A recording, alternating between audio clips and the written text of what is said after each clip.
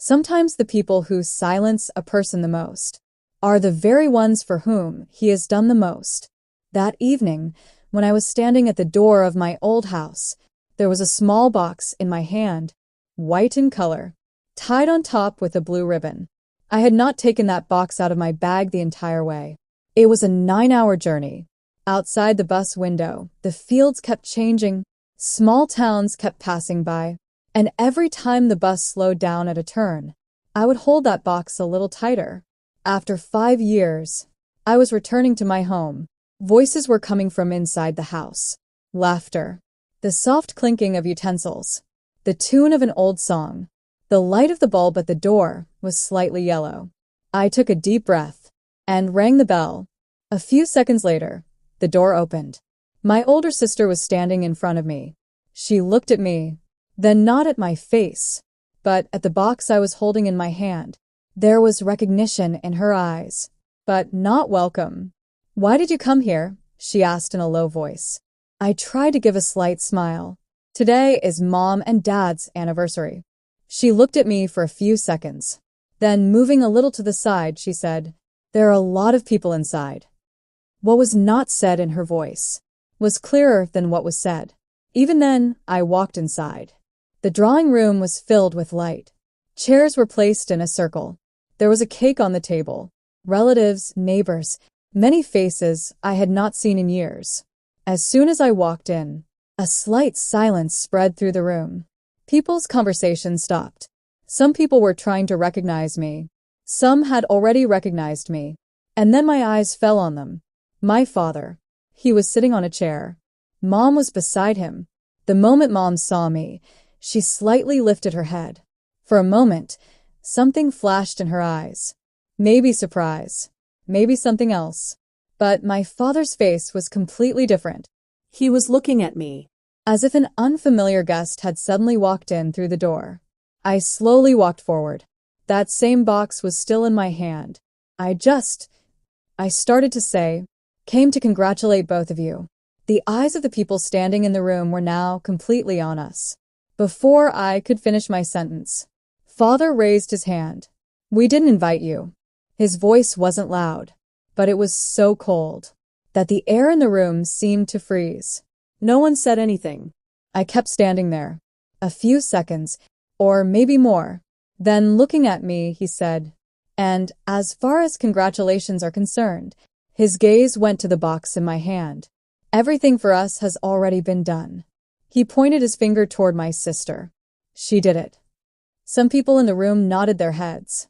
Someone even clapped lightly. I looked at my sister. She was smiling. That same smile that always appeared when people praised her. The box in my hand suddenly felt very heavy. I tried to place it on the table, but at that very moment, Father extended his hand and gently pushed it aside. "No need," he said. I said nothing. I simply picked the box back up and turned around. But before I could reach the door, a voice came from behind me, soft but clear. "Wait." I stopped my steps, because in that voice, there was something that, in the next few minutes, was going to change the story of that entire room. I stopped my steps. The voice coming from behind was not very loud, but it spread through the entire room. I slowly turned and looked. The voice was my mother's. She had already stood up from her chair. Her hands were still holding the small napkin, which she had been folding a few moments earlier. The people standing in the room were looking at one another, as if no one could understand what was going to happen next. Mom walked toward me. Her steps were very slow. When she stopped in front of me, her gaze was not directly on my face. She was looking at the box in my hand. For a few seconds, she said nothing. Then, in a very soft voice, she said, "After so many years, why suddenly?" Her question was direct, but there was less accusation in it, and more exhaustion. Before answering, I looked around the room. Some people were still standing. Some had sat down on the chairs, but no one had left their place. Everyone was waiting, as if this was not a small family moment, but an unfinished story, whose ending was still remaining. My sister had now come and stood behind Mom. Her hands were folded near her arms, the same calm smile on her face. "Mom," she said softly, "there is no need for this now." She pointed toward me. "Everything has already been fixed." Someone in the room nodded. Someone softly said, "Yes, that's true."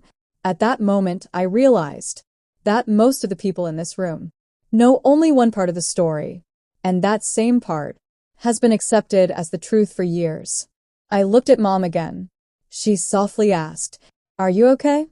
Hearing that question, something inside me moved slightly, because in 5 years, this was the first time she had asked me that. I nodded my head.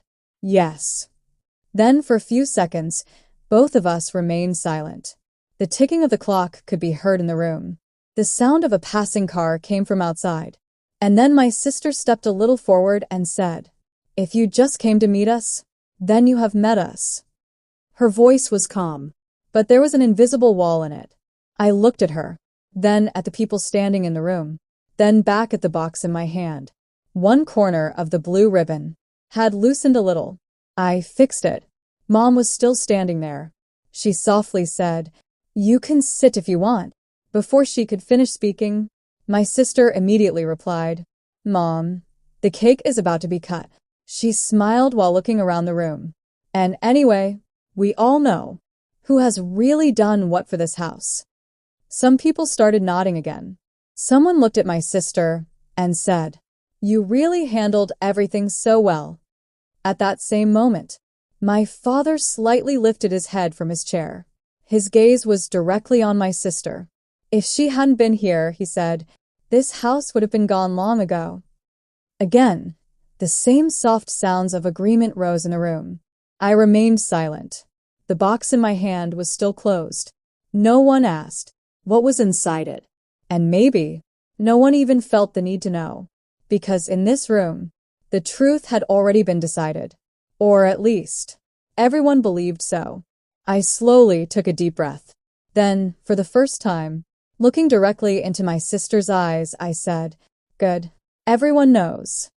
Silence spread through the room again, because in my voice, there wasn't the calm that everyone had expected. And at that very moment, my fingers began slowly untying the ribbon of that small box. But no one had understood yet that in the next few minutes, the understanding of every person standing in that room was about to change completely. My fingers were slowly untying that ribbon.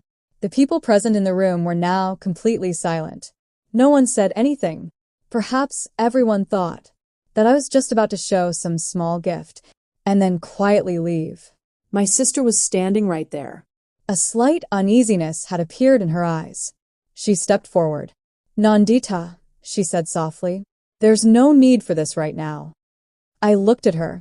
Her voice was still calm, but this time there was a hurry in it, as if she wanted something to change. Before I opened that box, I didn't reply. I simply untied the ribbon completely. The blue ribbon slipped from my fingers and fell onto the table. Mom was still standing in front of me. Her eyes were fixed on the box. Some people standing at the back of the room leaned a little forward, as if the next scene of a play was about to begin. My father was sitting on the chair. His arms were folded across his chest, the same rigid expression on his face. "If this is just some emotional drama," he said, "then it's not needed." His voice made the air in the room even heavier. I looked at him, then slowly said, "This is not a drama." For a few seconds, no sound came. Then my sister tried to laugh. "Look," she said to the people standing in the room, "she has always been like this." She shook her head lightly, in a joking way. A little dramatic. Some people gave a faint smile, but even in that smile, there was not as much confidence now.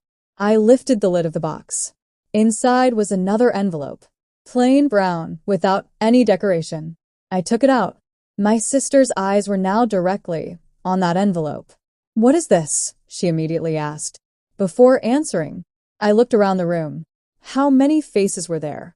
Neighbors, relatives, old friends. Everyone believed that in the past few years, the one who had held this house together was my sister. I placed the envelope on the table, but I still didn't open it. Mom softly asked, "Nandita, what is in it?"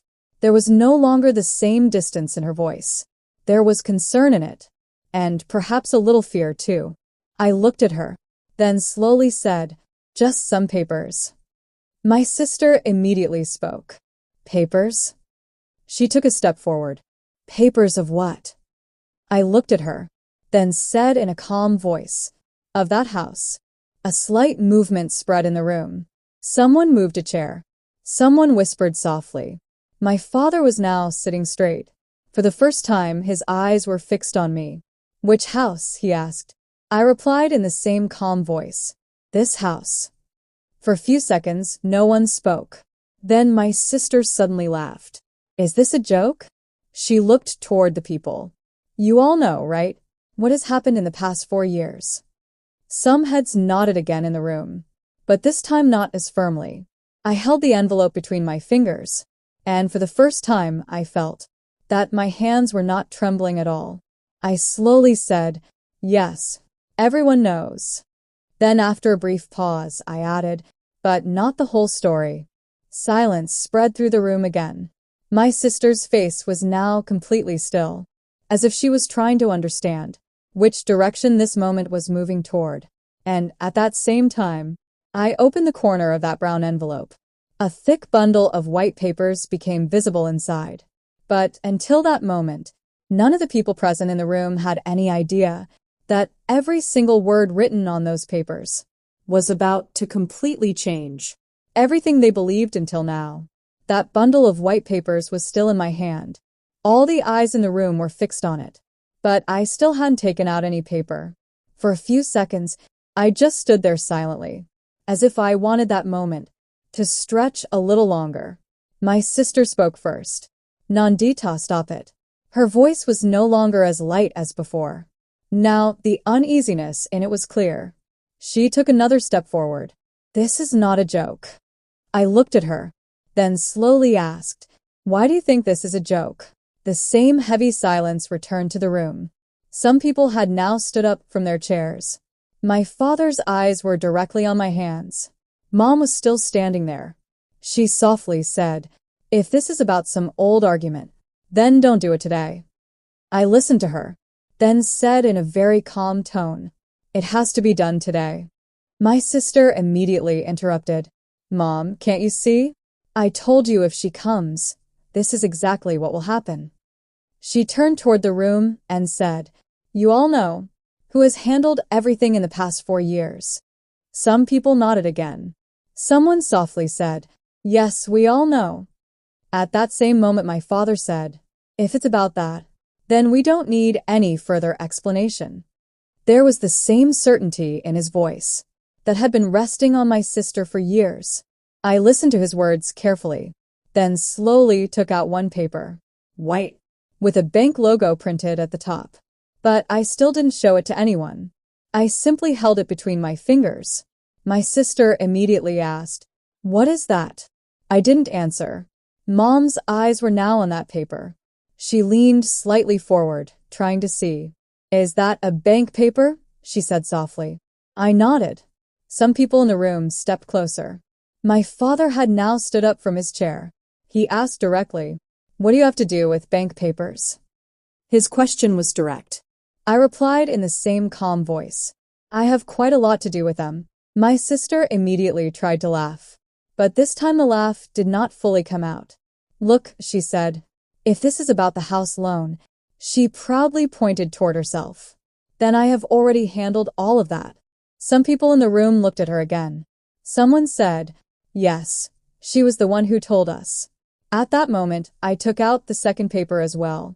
Now I had 2 papers in my hand, both with the same stamp, the same dates. My sister's face had now become completely still. She stayed silent for a few seconds, then said, "What are you trying to prove?" I looked into her eyes and said, "Nothing to prove." Then slowly added, "Just to show." My father had now come right next to the table.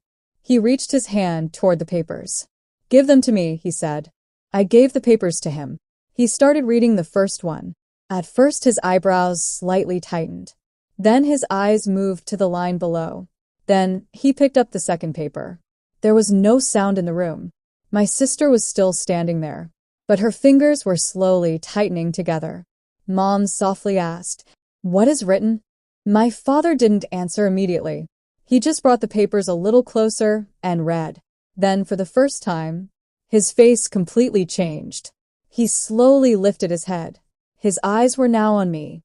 And in that moment, every person standing in that room felt that what was about to happen next was something no one had even imagined.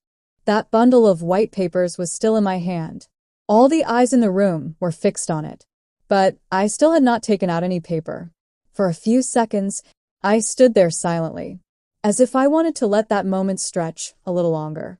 My sister spoke first. "Nandita, stop it." Her voice was no longer as light as before. Now the uneasiness in it was clear. She took another step forward. "This is not a joke." I looked at her, then slowly asked, "Why do you think this is a joke?" The same heavy silence returned to the room. Some people had now stood up from their chairs. My father's eyes were now directly on my hands. Mom was still standing there. She softly said, "If this is about some old argument, then don't do it today." I listened to her, then said in a very calm tone, "It has to be done today." My sister immediately interrupted. "Mom, can't you see? I told you if she comes, this is exactly what will happen." She turned toward the room and said, "You all know who has handled everything in the past 4 years." Some people nodded again. Someone softly said, "Yes, we all know." At that same moment, my father said, "If it's about that, then we don't need any further explanation." There was the same certainty in his voice that had been resting on my sister for years. I listened to his words carefully, then slowly took out one paper, white, with a bank logo printed at the top. But I still didn't show it to anyone. I simply held it between my fingers. My sister immediately asked, "What is that?" I didn't answer. Mom's eyes were now on that paper. She leaned slightly forward, trying to see. "Is that a bank paper?" she said softly. I nodded. Some people in the room stepped closer. My father had now stood up from his chair.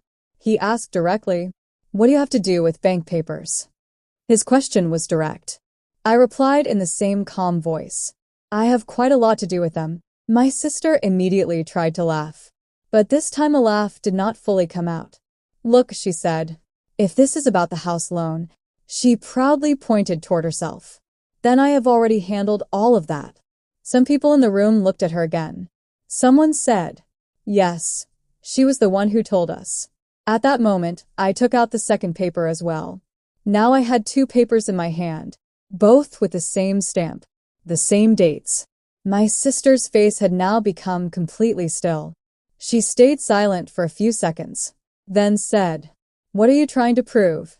I looked into her eyes and said, "Nothing to prove." Then slowly added, "Just to show." My father had now come right next to the table. He reached his hand toward the papers. "Give them to me," he said. I gave the papers to him. He started reading the first one. At first his eyebrows slightly tightened. Then his eyes moved to the line below. Then he picked up the second paper. There was no sound in the room. My sister was still standing there, but her fingers were slowly tightening together. Mom softly asked, "What is written?" My father didn't answer immediately. He just brought the papers a little closer and read. Then, for the first time, his face completely changed. He slowly lifted his head. His eyes were now on me. And in that moment, every person standing in that room felt that what was about to happen next was something no one had even imagined. My father was still looking at those papers. The room was so silent that the ticking of the clock on the wall could be clearly heard. He turned the first page, then the second, then the third. With every page, his eyes were stopping a little longer. My sister finally broke the silence. "Dad, what is in it?" she asked with a slight laugh, as if she was completely sure that all of this was just a misunderstanding that would end any moment. My father didn't answer immediately. He turned another page. then slowly asked, the money. From whose account did it go? Some people in the room stepped closer. Mom was now standing right next to the table. She also leaned forward, trying to see the papers. My sister immediately said, "They must be from my account." She said it quickly. I was the one sending it every month. Her voice was no longer as calm as before. There was a strange urgency in it. My father lifted his gaze from the papers. Slowly his eyes moved toward my sister, then back to the papers. But the name here? He stopped, as if he himself could not trust his own words. Mom asked, "Which name?" My father lifted the paper slightly higher. Then, for the first time, he read that line out loud. "Payer," he said slowly. "Nandita Sharma." It felt as if the air in the room stopped. Someone moved a chair. Someone softly said, "What?" My sister immediately spoke. "That must be wrong." She said it almost sharply. "It must be a bank mistake." My father picked up the second page. The same name was on it. Third page. Again the same. One by one he looked at several pages. On every page, the same name. Mine. Mom was standing there completely stunned. She slowly said, "How is this possible?" My sister was no longer calm. "This is some kind of joke," she said. "Nandita, you did something." She looked directly at me. "You are misleading everyone." I was still standing there. My hands were resting on the edge of the table. I said only one thing. "I didn't do anything." My father was still looking at the papers. His fingers were trembling slightly. Then very slowly he asked, "For years?" He looked at the dates written on the pages. "Every month." I nodded. Someone in the room took a sharp breath. My sister immediately said, "This cannot be true." Her voice had now become louder. "Dad, you know it, right? I was the one who handled everything." My father looked at her, but this time, there was not the same certainty in his eyes. Only a question. He looked at the papers again, then slowly asked, "If this is true," his voice had become very soft. "Then for all these years, why did no one tell us?" The same heavy silence spread through the room again. And, in that moment, the confidence on my sister's face disappeared completely for the first time. The room was still filled with the same silence, but now it was not the same as before. The earlier silence had been filled with certainty. The silence now was filled with questions. My sister suddenly stepped closer to the table and picked up the bundle of papers. She began flipping through the pages quickly. These cannot be real." She said it. Her voice was louder than before. The people standing in the room looked at each other.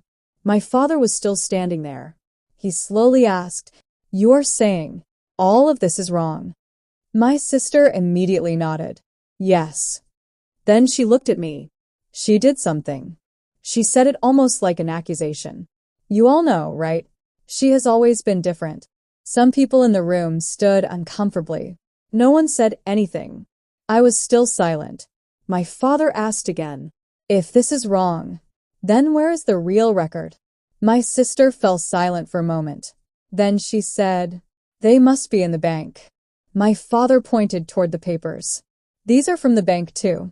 She quickly replied, "Then someone must have changed them."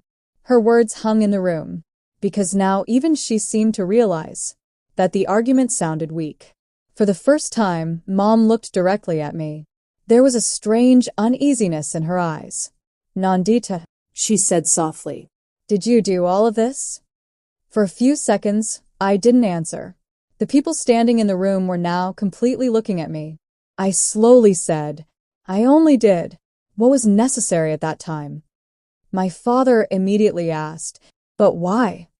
His question was small, but it carried the weight of years. I looked at him, then at the people standing in the room, then back at the papers, spread across the table, because at that time, this house was about to be lost. There was movement in the room again. Someone softly said, "What?" My father frowned. Which house was about to be lost? I pointed to one of the papers lying on the table. "This one." My sister immediately spoke. That is a lie. She said it almost shouting. I handled everything. But now her voice did not carry the same strength. My father slowly asked, You said the bank had sent a notice. My sister fell silent. Mom softly said, Yes, you are the one who told us. For a few seconds, no one spoke.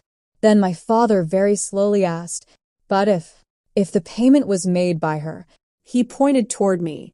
Then what exactly did you tell us?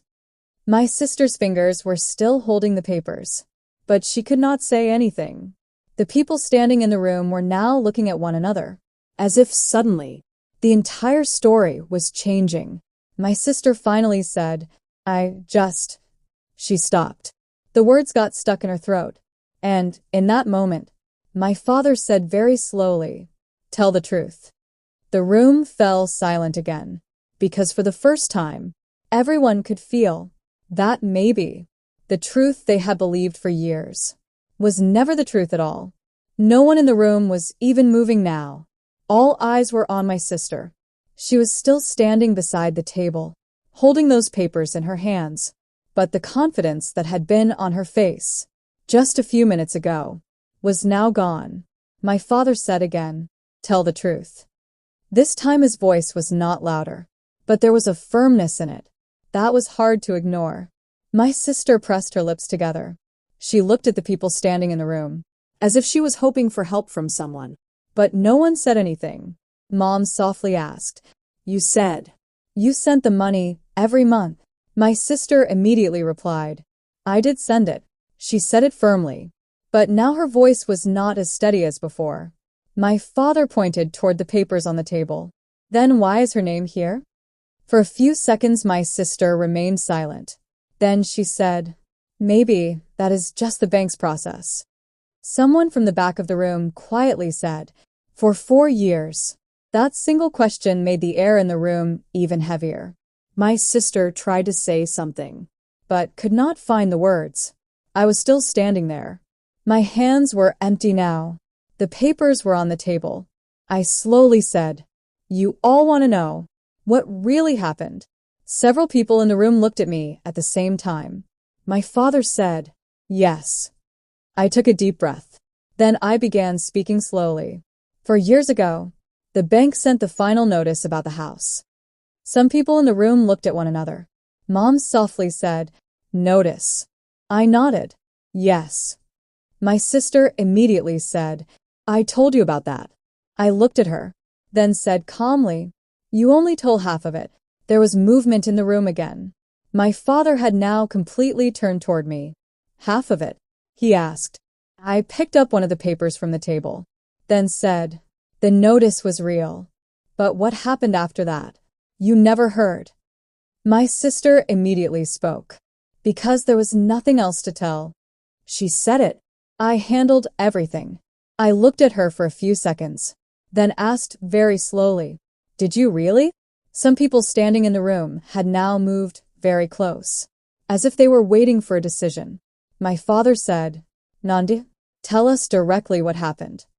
I nodded, then slowly said, 3 days after that notice. Everyone in the room was looking at me. Someone called the bank. My sister's face suddenly grew a little stiff. I continued, That person said they would handle everything.